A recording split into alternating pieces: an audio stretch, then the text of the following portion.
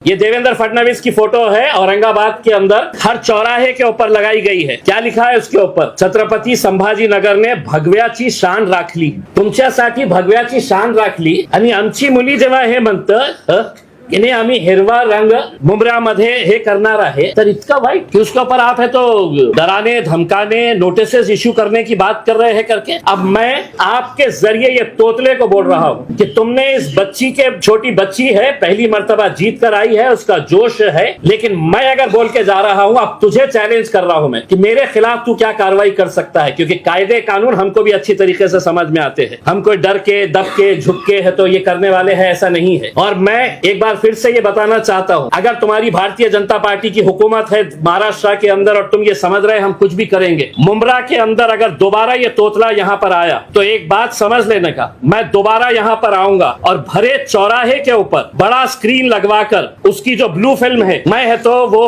Film है तो भरे चौराहे के ऊपर दिखाऊंगा। तुम हमको सिखा रहे हो, तुम्हारा खुद का चरित्र क्या है तुम देखिएगा। और तुम ये समझ रहे होंगे कि भाई मैं आऊंगा, आके है तो यहाँ पर पुलिस वालों के ऊपर दबाव देकर चला जाऊंगा करके, तो इनकी पार्टी गुंडे और मवालियों से भरी पड़ी हुई है। पुलिस अगर इनको कंट्रोल नहीं कर सक रही है तो आप हमारे ऊपर दबाव डालेंगे कि नहीं साहब ये आया था, कौन है, उसका वजूद क्या है, क्या ये। इस बच्ची के ऊपर जिस तरीके से, उनके परिवार के ऊपर जिस तरीके से प्रेशर लाया जा रहा था, उसमें हमने कहीं पर भी आज हमने मीटिंग लेकर ये कहा है कि देखिए हमारी जीत हुई है, हमें लोगों ने है तो आवाम ने है तो कबूल किया है, एक्सेप्ट किया है। हमारे अंदर ह्यूमिलिटी होनी चाहिए, हमने लोगों का धन्यवाद अदा करना चाहिए।